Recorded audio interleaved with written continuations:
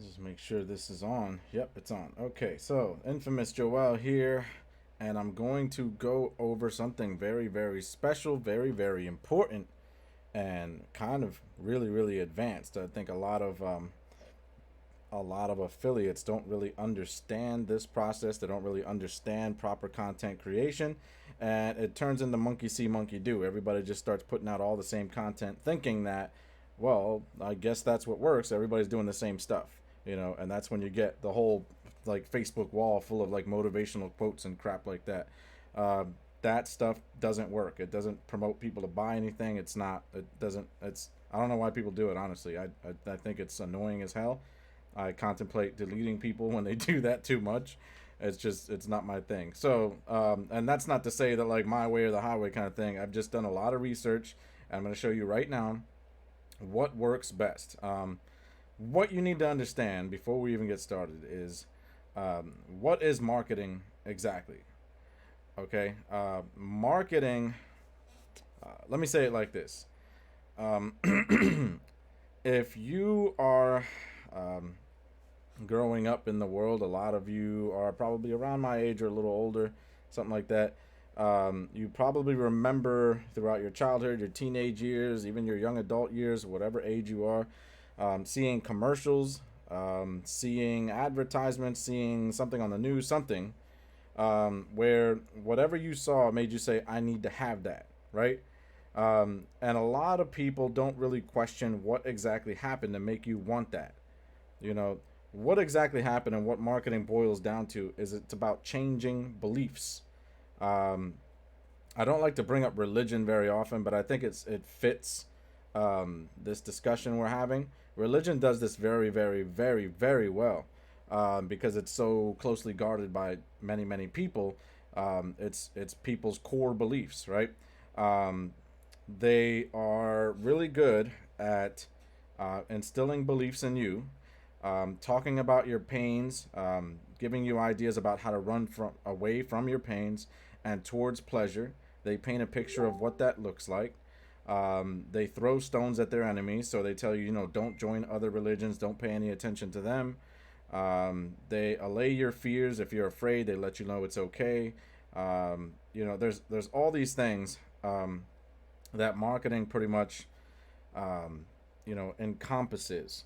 But at the end of the day, what a lot of people are doing is they're selling their affiliate offers. They're talking about how great that affiliate offer is. They're talking about features and benefits and stuff.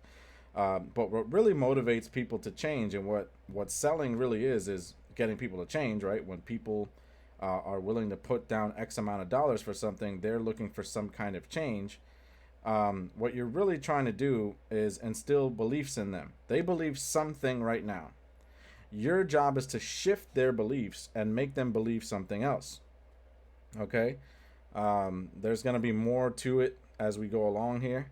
But one concept I want you to understand is marketing is not a guessing game. It's a little bit of art, but it's mostly science. Okay? It's mostly science.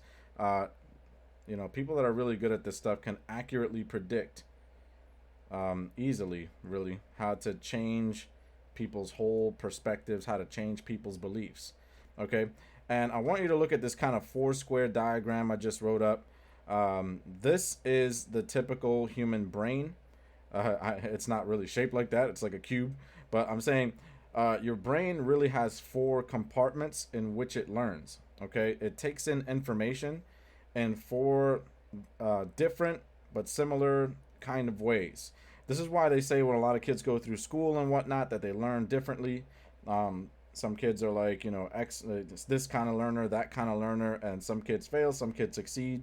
It may not be that the kid is dumb.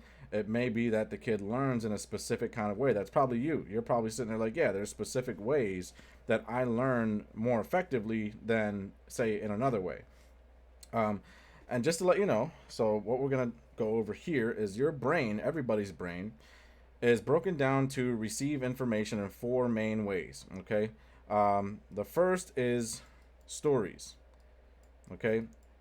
So you're marketing, when you're marketing, telling stories as examples, especially emotionally driven stories, are, for the kind of people that learn best through stories and take in information best through stories, those kinds of marketing, content is very effective for them. Okay, so a lot of your marketing should have stories in it. All of your marketing should have some kind of story in it, because the more powerful your marketing is basically comes from, do you have all these elements in your marketing, so that no matter how somebody learns, you cover that base. The other one is, hopefully this fits here, metaphor.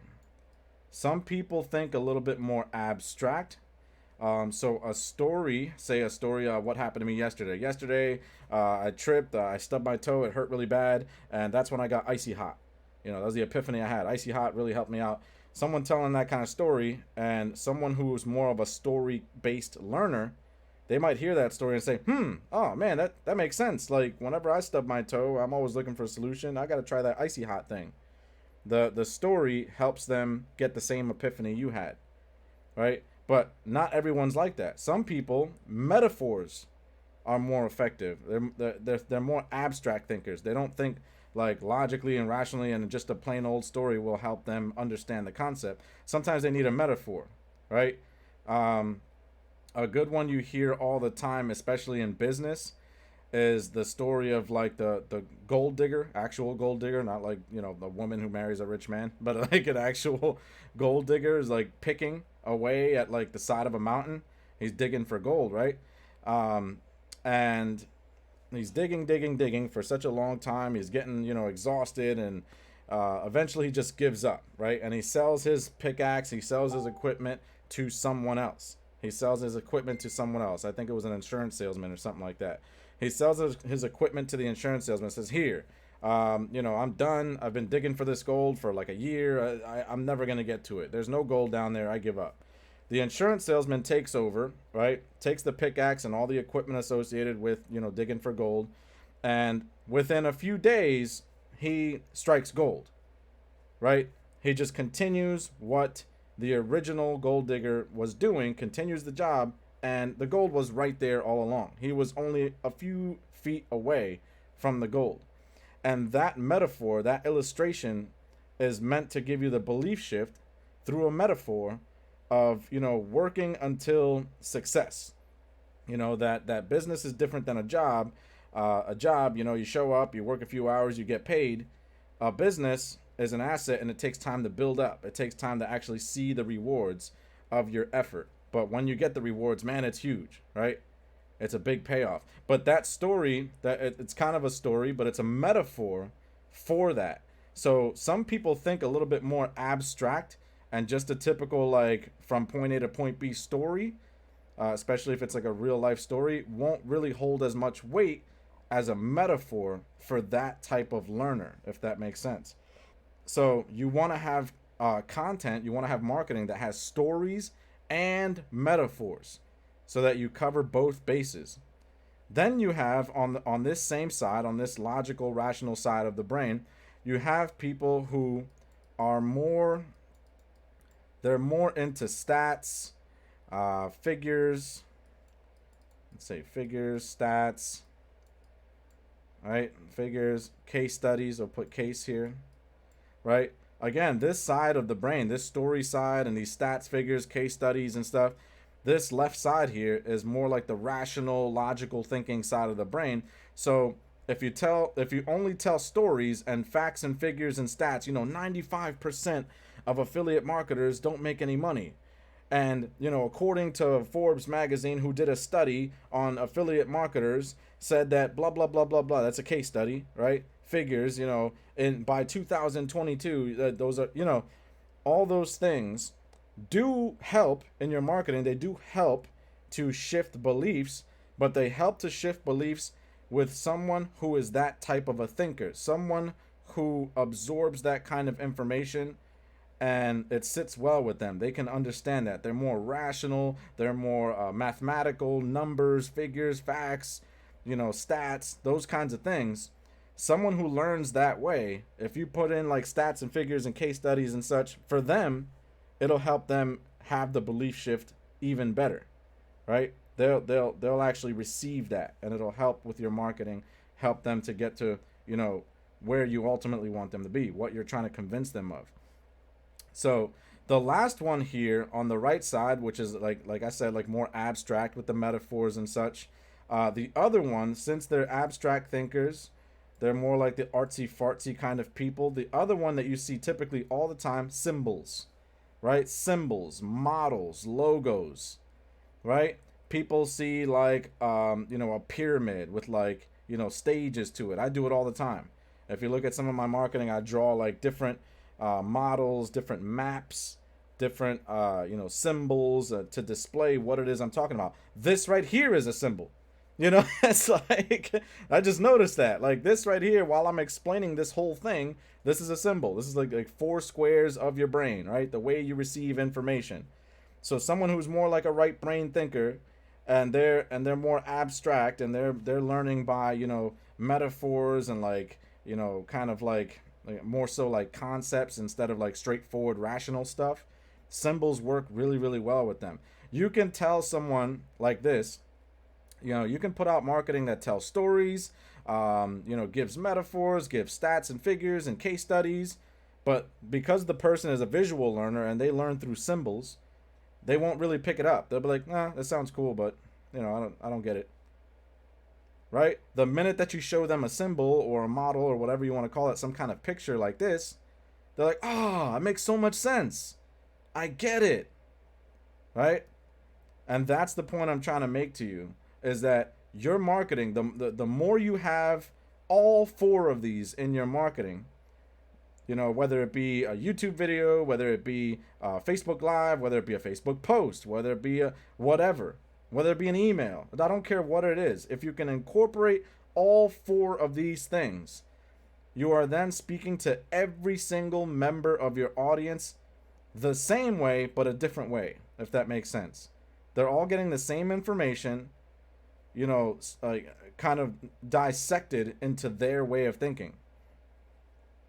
Right? If you read any books, if you've ever read Rich Dad Poor Dad, it's probably my all-time favorite book. You notice that he has these in each and every page of that book. Every chapter, right? He goes through a story. He tells you a metaphor. He tells you stats and figures and case studies. Then he gives you symbols and logos and models. And then he moves on to the next part of the book. Every single point that he's trying to prove in that book, every page has these four things. That's why that book is so good. That's why it's changed so many lives, is because the information is probably the same as stuff you can get anywhere else, but it's the way it's presented that anyone can understand it. Anyone can pick it up and say, I get the concept.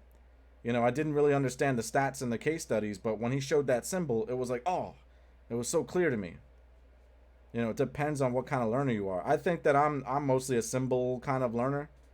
You decide for yourself how you learn best, but just know your audience is one of or a mixture of these four, so you don't want to leave anybody out, right?